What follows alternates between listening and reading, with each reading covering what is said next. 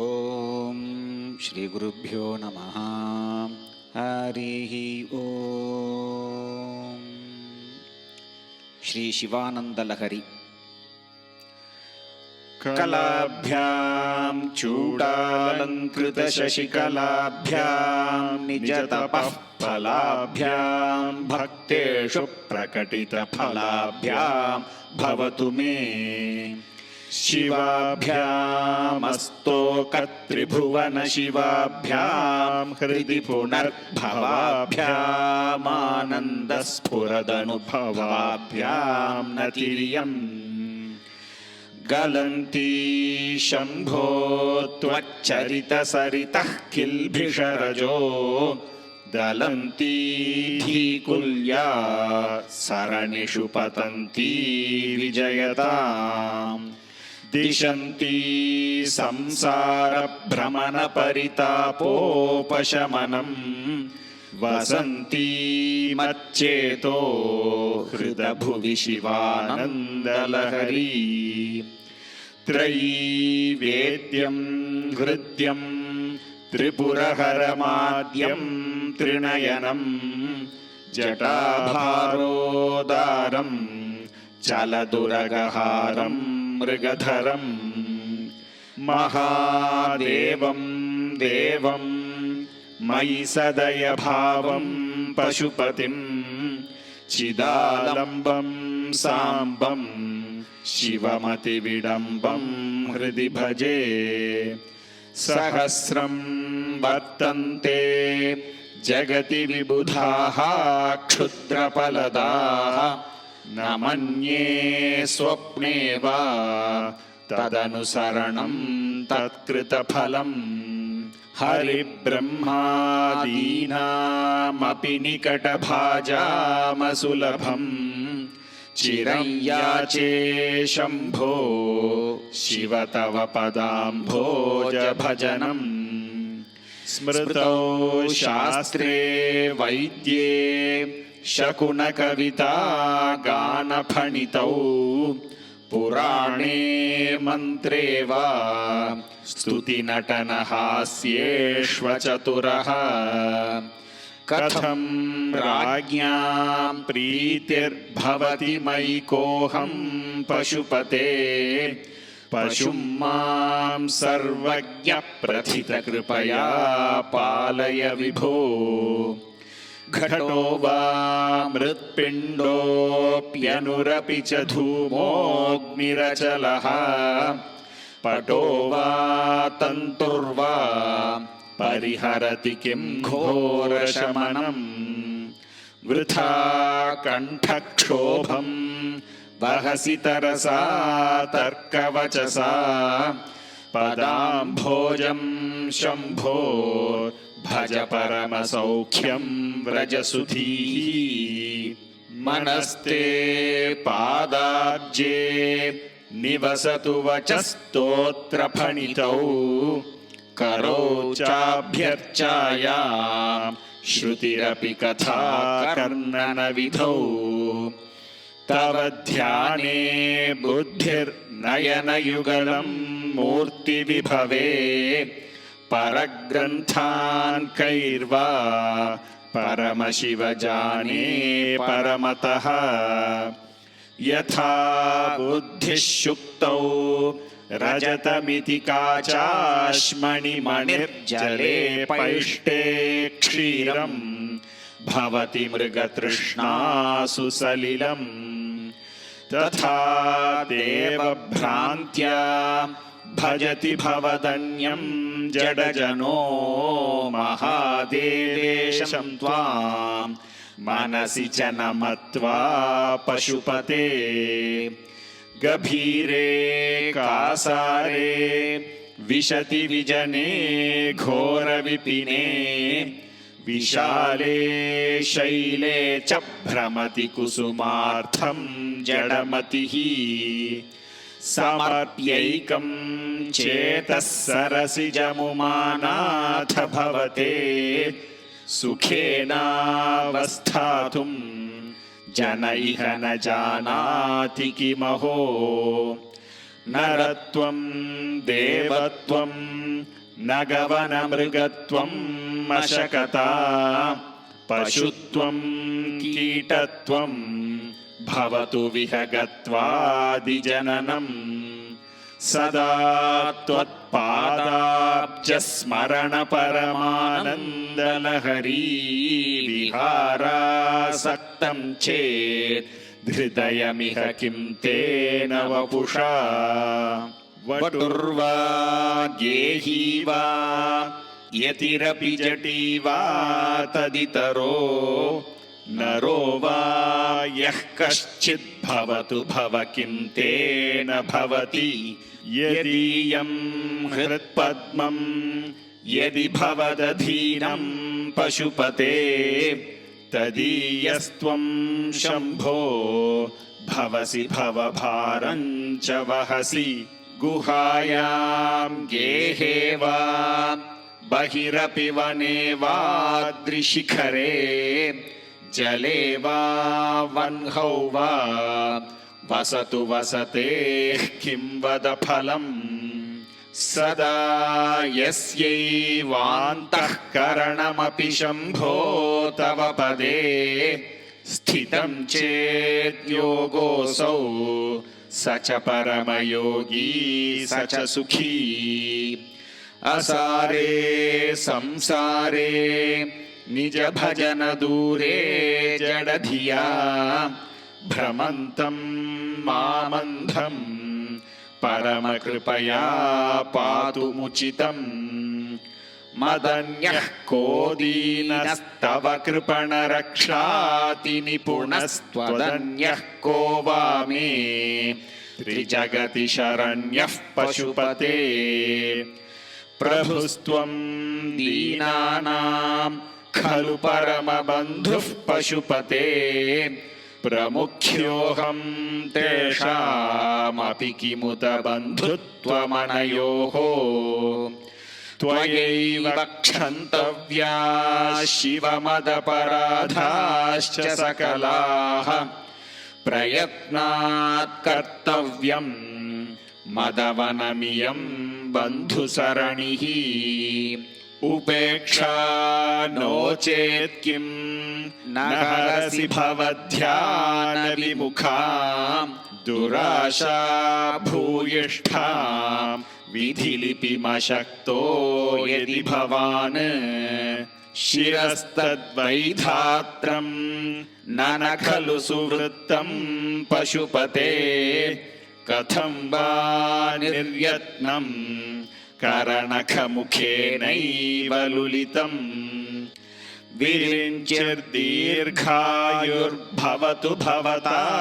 तत्परशिरश्चतुष्कं संरक्ष्यं स खलु भुवि दैन्यं लिखितवान्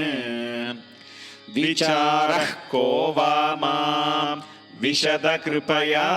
पाति शिवते कटाक्षव्यापारः स्वयमपि च दीनावनपरः फलाद्वा पुण्यानां मयि करुणया वा त्वयि विभो प्रसन्नेऽपि स्वामिन् भवदमलपादाब्जयुगलम् कथं पश्येयं मां स्थगयति नमः सम्भ्रमजुषां निलिम्पानां श्रोणिर्निजकनकमाणिक्यमकुटैः त्वमेको लोकानां परमफलदो दिव्यपदवी वहन्तस्त्वन्मूलां पुनरपि भजन्ते हरिमुखाः कियद्वा दाक्षिण्यं तव शिवमदाशा च कियती कदा वा मद्रक्षां वहसि करुणापूरितदृशा दुराशा भूयिष्ठे दुरधिपगृहद्वारघटके दुरन्ते संसारे दुरितनिलये दुःखजनके मदायासं किं न व्यपनयसि कस्योपकृतये वदेयं प्रीतिश्चेत्तव शिव कृतार्थाः खलु वयं सदा मोहाटव्यां चरति युवतीनां कुचगिरौ नटत्याशा शाखा स्वटति झटिति स्वैरमभितः कपालिन् भिक्षो मे हृदय कपिमत्यन्तचपलम् दृढं भक्त्या बद्ध्वा शिव भवदधीनं कुरु विभो धृतिस्तम्भाधारां दृढगुणनिबद्धां सगमनां विचित्रां पद्माढ्यां प्रतिदिवस सन्मार्गघटितां स्मरारे मच्चेतस्फुटपटकुटीं प्राप्य विशदां जयस्वामिन् शक्त्या सह शिवगणैः सेवित विभो प्रलोभात्यैरर्था हरणपरतन्त्रो धनिगृहे प्रवेशोद्युक्तः सन् भ्रमति बहुधा तस्करपते इमं चेतश्चोरं कथमिह सहे शङ्कर विभो तवाधीनं कृत्वा मयि निरपराधे कुरु कृपां करोमि त्वत्पूजां सपदि सुखदो मे भव विभो विधित्वं विष्णुत्वं दिशसि खलु तस्याः फलमिति पुनश्च त्वां द्रष्टुं दिवि भुवि वहन् पक्षिमृगतामदृष्ट्वा तत्खेदं कथमिह सहे शङ्कर विभो कदा वा कैलासे कनकमणिसौधे सह गणैर्वसन् शम्भोरग्रे स्फुटघटितमूर्धाञ्जलिपुटः विभो साम्ब स्वामिन् परमशिव पाहीति निगदन् विधातॄणां कल्पान् क्षणमिव विनेष्यामि सुखतः स्तवैर्ब्रह्मादीनां जय जय वचोभिर्नियमिनां गणानां केलीभिर्मदकलमहोक्षस्य कगुदि स्थितं नीलग्रीवं त्रिनयनमुमाश्लिष्टवपुषं कदा त्वां पश्येयं करधृतमृगं खण्डपरशुं कदा वा त्वां दृष्ट्वा गिरिश तव भव्याङ्घ्रियुगलं गृहीत्वा हस्ताभ्यां शिरसि नयने वक्षसि वहन् समाश्लिष्याघ्राय स्फुटजलजगन्धान् परिमलानलाभ्यां ब्रह्माद्यैर्मुदमनुभविष्यामि हृदये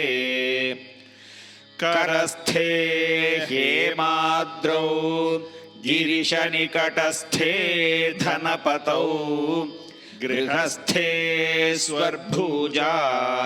मरसुरभिचिन्तामणिगणे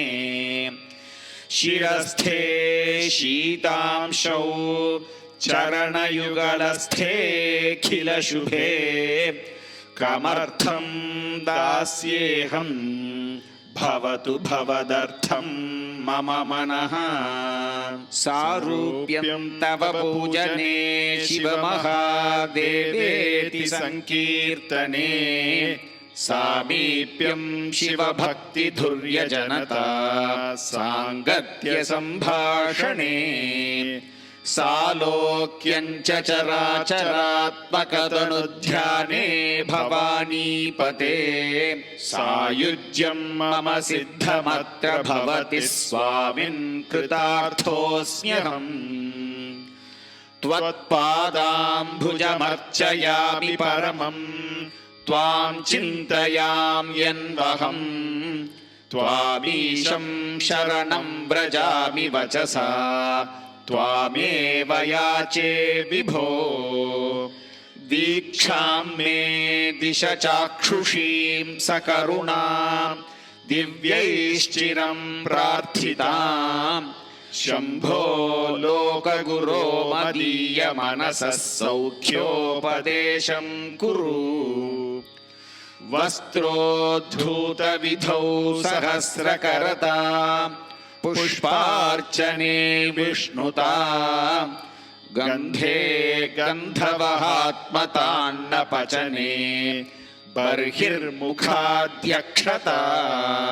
पात्रे काञ्चन गर्भतास्ति मयि चेत् बालेन्दुचूडामणे शुश्रूषां करवाणि ते पशुपते स्वामिन् त्रिलोकी गुरो नालं वा परमोपकारकमिदं त्वेकं पशूनां पते पश्यन् कुक्षिगतान् चराचरगणान्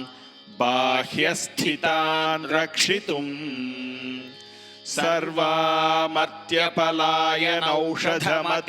सर्वामर्त्यपलायनौषधमतिज्वालाकरं भीकरं निक्षिप्तं गरलं गलेन गिलितं नोद्गीर्णमेव त्वया ज्वालोग्रः सकलामरादिभयदः क्ष्वेलः कथं वा त्वया दृष्टः किञ्च करे धृतः करतले किं पक्वजम्बूफलम् जिह्वायां निहितश्च सिद्धघुटिका वाकण्ठदेशे भृतः किं ते नीलमणिर्विभूषणमयं शम्भो महात्मन् वद नालं वा सकृदेव देव भवतः सेवा नतिर्वानुतिः पूजा वा स्मरणं कथा श्रवणमप्यालोकनं मादृशाम् स्वामिन्नस्थिरदेवतानुसरणायासेन किं लभ्यते का वा मुक्तिरितः कुतो भवति चेत् किं प्रार्थनीयं तदा किं ब्रूमस्तव साहसं पशुपते कस्यास्ति शम्भो भवद्धैर्यं चेदृशमात्मनस्थितिरियं चान्यैः कथं लभ्यते भ्रश्यद्देवगणं त्रसन्मुनिगणं नश्यत्प्रपञ्चं लयम् पश्यन्निर्भय एक एव विहरत्यानन्दसान्द्रो भवान् योगक्षेमधुरन्धरस्य सकलश्रेयः प्रदोद्योगिनो दृष्टादृष्टमतोपदेशकृतिनो बाह्यान्तरव्यापिनः सर्वज्ञस्य दयाकरस्य भवतः किं वेदितव्यं मया शम्भो त्वं परमान्तरङ्ग इति मे चित्ते स्मराम्यन्वहम् भक्तो भक्तिगुणावृते मुदमृता पूर्णे प्रसन्ने मनः कुम्भे साम्बतवाङ्घ्रिपल्लवयुगं संस्थाप्य संवित्फलम् सत्वं मन्त्रमुदीरयन् निज शरीरागारशुद्धिं वहन् पुण्याहं प्रकटीकरोमि रुचिरं कल्याणमापादयन् आम्नायां बुद्धिमादरेण सुमनः सङ्घाः समुद्यन्मनो मन्थानं दृढभक्तिरज्जुसहितं कृत्वा मथित्वा ततः सोमं कल्पतरुं सुपर्वसुरभिं चिन्तामणिं धीमतां नित्यानन्दसुधां निरन्तररमा सौभाग्यमातन्वते प्राक्पुण्याचलमार्गदर्शितसुधा मूर्तिः प्रसन्नः शिवः सोमः सद्गुणसेवितो मृगधरः पूर्णस्तमोमोचकः चेतः पुष्करलक्षितो भवति चेदानन्दपाथो निधिः प्रागल्भ्येन विजृम्भते सुमनसा वृत्तिस्तदा जायते धर्मो मे चतुरङ्घ्रिकः सुचरितः पापं विनाशं गतम् कामक्रोधमदादयो विगलिताः कालाः सुखाविष्कृताः ज्ञानानन्दमहौषधिः सुफलिता कैवल्यनाथे सदा मान्ये मानसपुण्डरीकनगरे राजावतंसे स्थिते धीयन्त्रेण वचो घटेन कविता कुल्योपकुल्याक्रमैरानीतैश्च सदा शिवस्य चरितां भोराशि दिव्यामृतैः हृत्केदारयुताश्च भक्तिकलमाः साफल्यमातन्वते दुर्भिक्षान् मम सेवकस्य भगवन् विश्वेशभीतिः कुतः पापोत्पातविमोचनाय रुचिरैश्वर्याय मृत्युञ्जय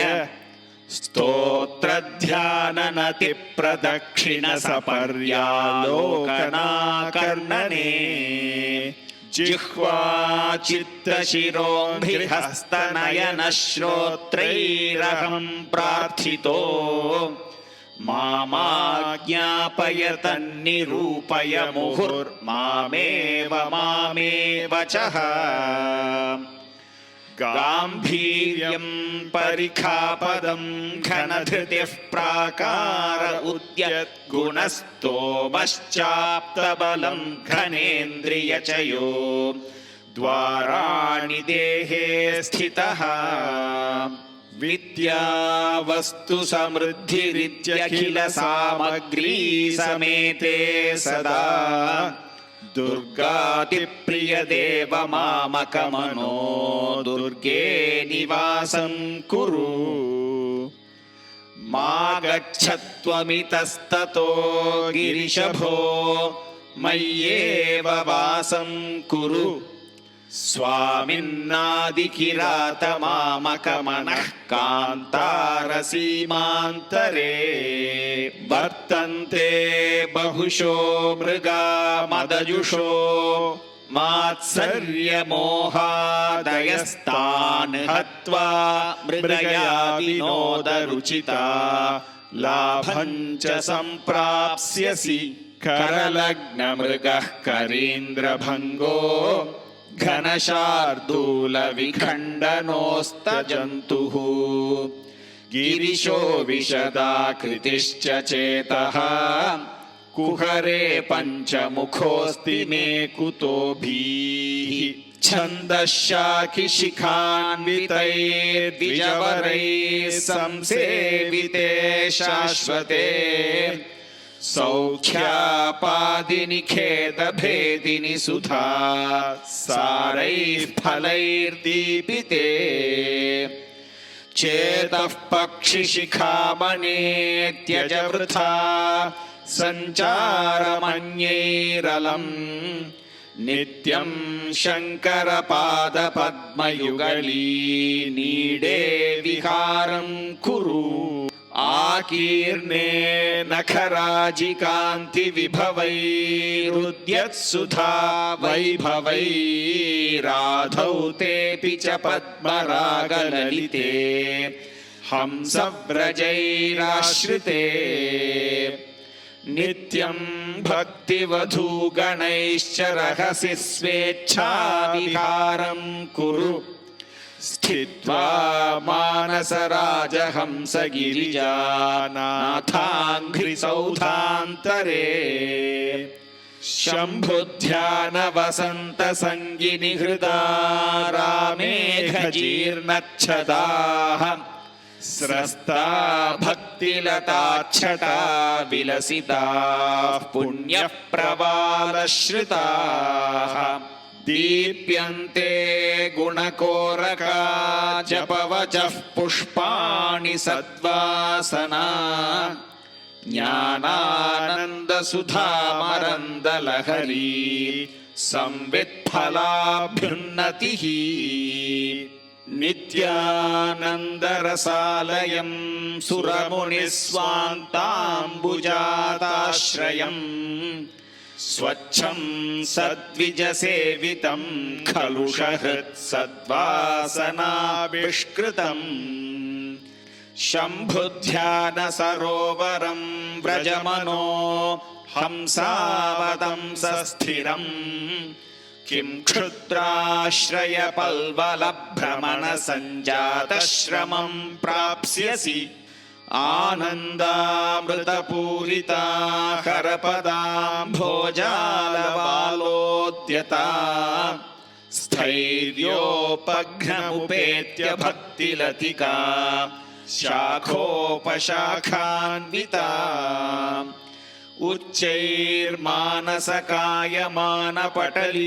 उच्चैर्मानसकायमानपटलीमाक्रम्य निष्कल्मषा नित्याभीष्टफलप्रदा भवतु मे सत्कर्म संवर्धिता सन्ध्यारम्भविजृम्भितं श्रुतिशिरस्थानान्तराधिष्ठितम् सप्रेम भ्रमराभिराममसकृत्सद्वासनाशोभितम् भोगीन्द्राभरणं समस्तसुमनः पूज्यं गुणाविष्कृतम् सेवे श्रीगिरिमल्लिकार्जुनमहालिङ्गं शिवालिङ्गितम् भृङ्गीच्छा नटनोत्कटः करमतिग्राही स्फुरन्माधवाह्लादो नादयुतो महासितवपुः पञ्चेषुणाचादृतः सत्पक्षः सुमनो वनेषु स पुनः साक्षान्मदीये मनो राजीवे भ्रमराधिपो विहरताम् श्रीशैलवासी विभुः कारुण्यामृतवर्षिणं घनविपद्ग्रीष्मच्छिदाकर्मठम् विद्यासस्यफलोदयाय सुमनः संसेव्यमिच्छाकृतिम् नृत्यद्भक्तमयूरमद्रिनिलयं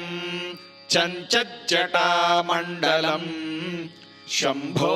वाञ्छति नीलकन्धर सदा त्वां मे मनश्चातकः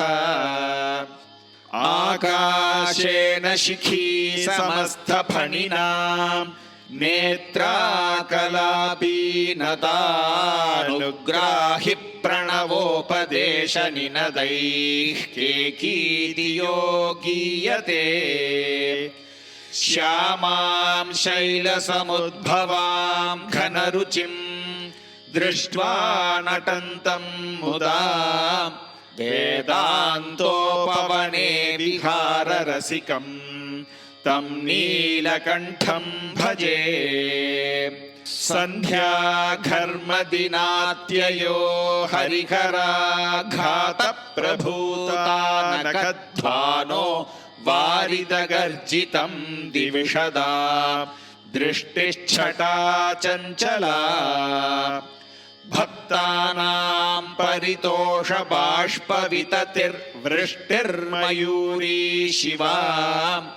यस्मिन्नुज्ज्वलताण्डवं विजयते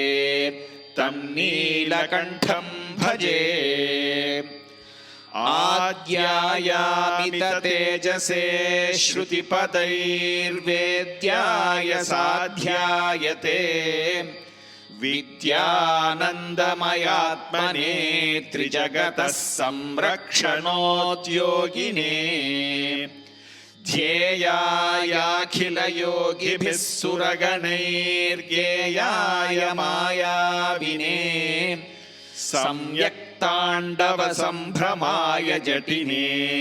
सेयं नतिशम्भवे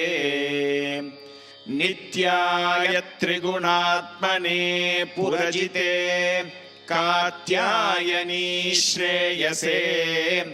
सत्यायादिकुटुम्बिने मुनिमनः प्रत्यक्षचिन्मूर्तये माया सृष्टजगत्त्रयाय सकलाम्नायान्तसञ्चारिणे सायं ताण्डवसम्भ्रमाय जटिने सेयं नतिशम्भवे नित्यं स्वोदरपोषणाय सकलानुदिश्य वित्ताशया व्यर्थं पर्यटनं करोमि भवतः सेवां न जाने विभो मज्जन्मान्तरपुण्यपाकबलतस्त्वं सर्वान्तरस्तिष्ठस्येव हि तेन वा पशुपते ते रक्षणीयोऽस्म्यहम् एको वारिजबान्धवः क्षितिनभो व्याप्तं तमो मण्डलम् भित्त्वा लोचनगोचरोऽपि भवति त्वं कोटिसूर्यप्रभः वेद्यः किन्न भवस्य हो घनतरं कीदृग्भवेन्मत्तमस्तत्सर्वं व्यपनीय मे पशुपते साक्षात् प्रसन्नो भव हंस पद्मवनं समिच्छति यथा नीलाम्बुदं चातकः कोकः कोकनदप्रियं प्रतिदिनं चन्द्रं चकोरस्तथा चेतो वाञ्छति मामकं पशुपते चिन्मार्गमृग्यं विभो गौरीनाथ भवत्पदाब्जयुगलं कैवल्यसौख्यप्रदम् रोधस्थोयहृतश्रमेण पथिकश्छायां तरोर्वृष्टितो भीतस्वस्थगृहं गृहस्थमतिथिर्दीनः प्रभुं धार्मिकम् दीपं सन्तमसाकुलश्च शिखिनं शीतावृतस्त्वं तथा चेतः सर्वभयापहं व्रजसुखं शम्भोः पदाम्भोरुहम् अङ्कोलं निजबीजसन्ततिरयस्कान्तोपलं सूचिका साध्वी नैज विभुं लताक्षितिरुहं सिन्धुः सरिद्वल्लभम् प्राप्नोतीह यथा तथा पशुपतेः पादारविन्दद्वयम् चेतो वृत्तिरुपेत्य तिष्ठति सदा सा भक्तिरित्युच्यते आनन्दाश्रुभिरातनोति पुलकं नैर्मल्यतच्छादनम् वाचा शङ्खमुखे स्थितैश्च जठरा पूर्तिं चरित्रामृतैः रुद्राक्षैर्भसितेन देववपुषो रक्षां भवद्भावना पर्यङ्के विनिवेश्य भक्तिजननी भक्तार्भकं रक्षति मार्गावर्तितपादुका पशुपतेरङ्गस्य कूर्चायते गण्डूषाम्बुनिषेचनं पुररिपोर्दिव्याभिषेकायते किञ्चिद्भक्षितमांसशेषकबलं नव्योपहारायते भक्तिः किन्न करोत्यहो वनचरो भक्तावतंसायते वक्षस्ताडनमन्तकस्य कठिनापस्मारसम्मर्दनम् भूभृत्पर्यटनं नमः सुरशिरः कोटीरसङ्घर्षणम् कर्मेदं मृदुलस्य तावकपतद्वन्द्वस्य गौरीपते मच्चेतो मणिपादुका विहरणम् शम्भो सदाङ्गीकुरु वक्षस्ताडनशङ्कया विचलितो वैवस्वतो निर्जराः कोटीरोज्ज्वलरत्नदीपकलिका नीराजनं कुर्वते दृष्ट्वा मुक्तिवधूस्तनोति निभृताश्लेषं भवानीपते यच्चेतस्तव पादपद्मभजनं तस्येह किं दुर्लभम् क्रीडार्थं सृजसि प्रपञ्चमखिलं क्रीडामृगास्ते जनाः यत्कर्माचरितं मया च भवतः प्रीत्यै भवत्येव तत् शम्भो स्वस्य कुतूहलस्य करणं मच्चेष्टितं निश्चितम् तस्मान्मामकरक्षणं पशुपते कर्तव्यमेव त्वया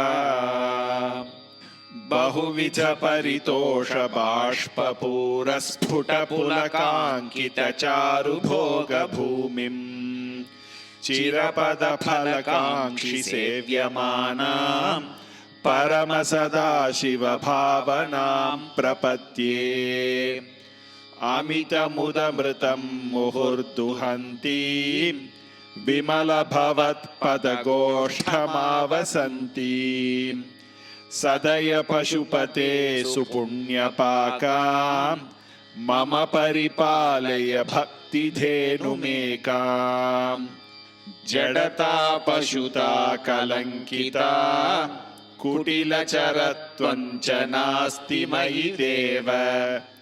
अस्ति यदि राजमौले भवदाभरणस्य नास्मि किं पात्रम् अर्हसि रहसि स्वतन्त्रबुद्ध्या वरिवसितुं सुलभः प्रसन्नमूर्तिः अगणितफलदायकः प्रभुर्मे जगदधिको हृदि राजशेखरोऽस्ति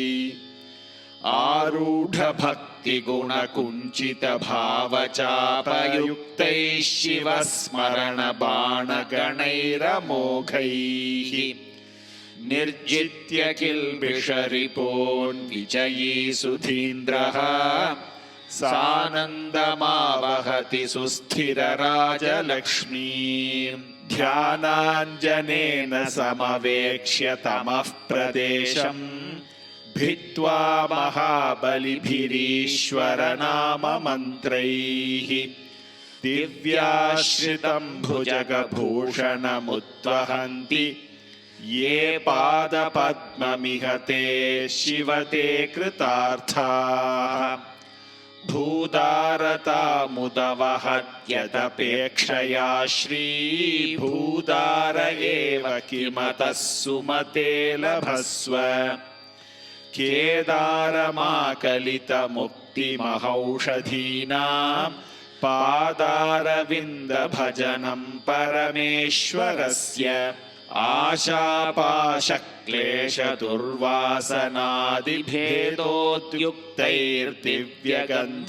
आशापाशक्लेशदुर्वासनादिभेदोद्युक्तैर्दिव्यगन्धैरमन्दैः आशाशाटीकस्य पादारविन्दम् चेतः पेटीं वासितां मे तनोतु कल्याणिनां सरसचित्रगतिं सवेगम् सर्वेङ्गितज्ञमनघं ध्रुवलक्षणाढ्यम् चेतस्तुरङ्गमधिरुह्य चरस्मरारे नेतः समस्तजगतां वृषभाधिरूढ भक्तिर्महेशपदपुष्करमावसन्ती कादम्बिनीव कुरुते परितोषवर्षम् सम्पूरितो भवति यस्य मनस्तटाकस्तज्जन्म सस्यमखिलं सफलं च नान्यत् बुद्धिस्थिरा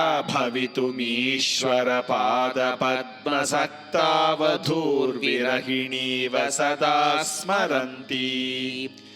सद्भावना स्मरणदर्शनकीर्तनादि सम्मोहितेव शिवमन्त्रजपेन विन्ते सदुपचारविधिष्वनुबोधिताम्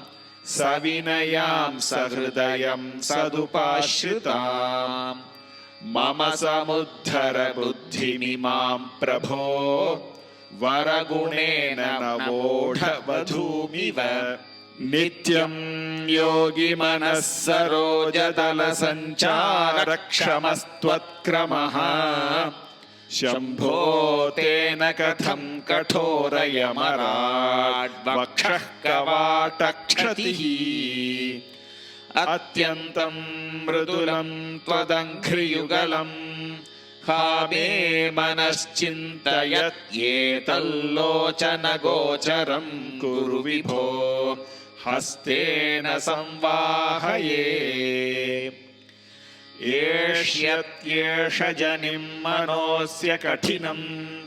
तस्मिन्नटानीतिमद्रक्षायै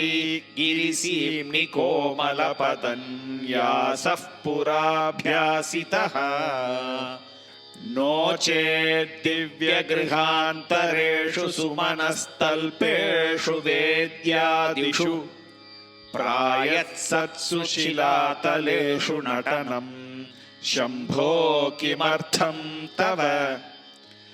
कञ्चित्कालमुमामहेश भवतः पादारविन्दार्चनैः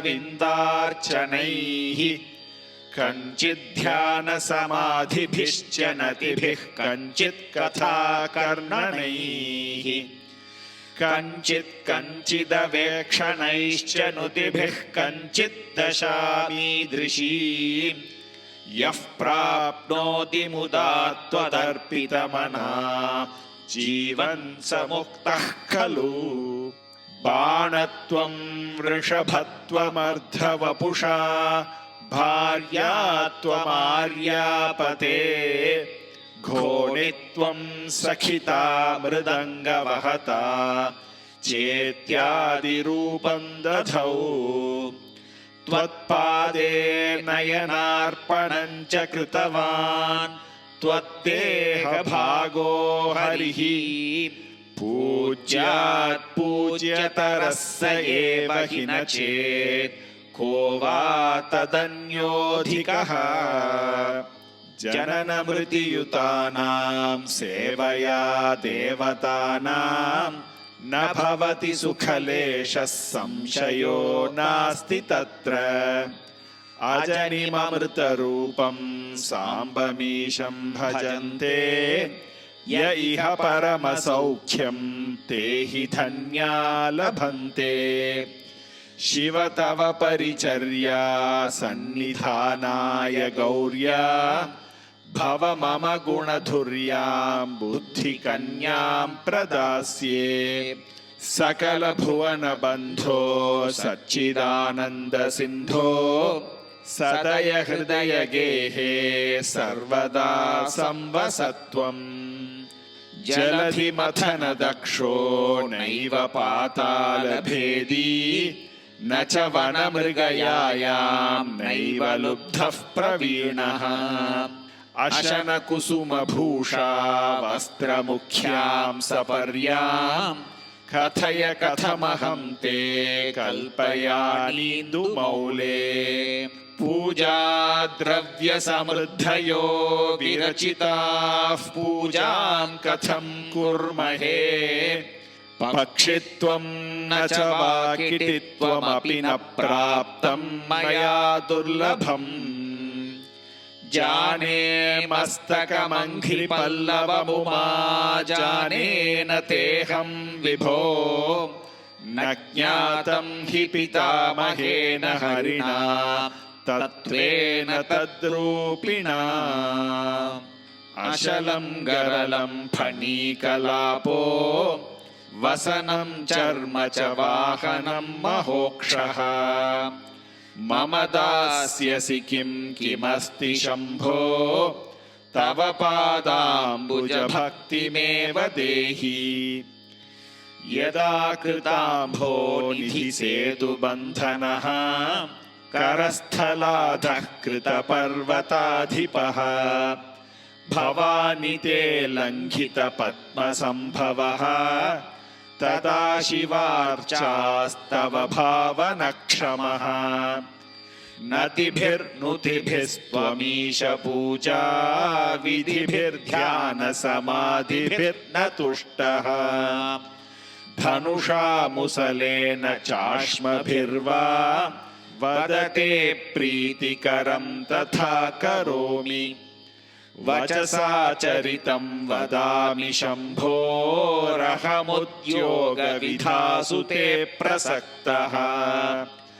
मनसा कृतिमीश्वरस्य सेवे शिरसा चैव सदाशिवं नमामि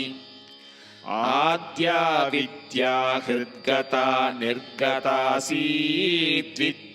हृद्या हृद्गता त्वत्प्रसादात् सेवे नित्यं श्रीकरं त्वत्पदाब्जं भावे मुक्तेर्भाजनं राजमौले दूरीकृतानि दुरितानि दुरक्षराणि दौर्भाग्यदुःखदुरहङ्कृति दुर्वचांसि सारं त्वदीयचरितं नितरां पिबन्तं गौरीश मामिह समुद्धर सत्कटाक्षैः सोमकलाधरमौलौ कोमलघनकन्धरे महामहसि स्वामिनि गिरिजानाथे मामकहृदयं निरन्तरं रमताम् सारसनाते नयने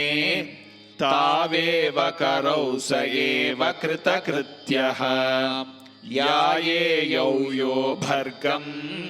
वदति क्षेते सदार्चतः स्मरति अतिमृदुलौ मम चरणावति कठिनं ते मनो भवानीश इति विचिकित्सां सन्त्यज शिव कथमासीत् गिरौ तथा प्रवेशः धैर्याङ्कुशेन निभृतं रभसादाकृष्य भक्तिशृङ्खलया पुरहरचरणालाने हृदयमदेभं बधान चित्यन्त्रैः प्रचरत्यभितः प्रगल्भवृत्या मदवानेश मनः करीकरीयान् परिगृह्य नयेन भक्तिरज्वा परमस्थाणुपदं दृढं नयामुम् सर्वालङ्कारयुक्तां सरलपदयुतां साधुवृत्तां सुवर्णां सद्भिः संस्तूयमानां सरसगुणयुतां लक्षितां लक्षणाढ्याम् उद्यद्भूषाविशेषामुपगतविनयां द्योतमानार्थरेखां कल्याणीं देवगौरी प्रिय मम कविता कन्यकां त्वं गृहाण इदं ते युक्तं वा परमशिवकारुण्यजलधे गतौ तिर्यग्रूपं तव पदशिरो दर्शनधिया हरिब्रह्माणौ तौ दिवि भुवि चरन्तौ श्रमयुतौ कथं शम्भो स्वामिन् कथय मम वेद्योऽसि पुरतः स्तोत्रेणालमहं प्रवच्मि न मृषा देवा विरिञ्चादयः स्तुत्यानं गणना प्रसङ्गसमये त्वामग्रगण्यं विदुः माहात्म्याग्रविचारणप्रकरणे धानातुषस्तोमवद्धूतास्त्वां विदुरुत्तमोत्तमफलम् शम्भो भवत्सेवकाः इति श्रीमत्परमहंसपरिव्राजकाचार्यस्य श्रीगोविन्दभगवत्पूज्यपादशिष्यस्य श्रीमच्छङ्करभगवतः कृतौ शिवानन्दलहरी सम्पूर्णा हरिः ॐ।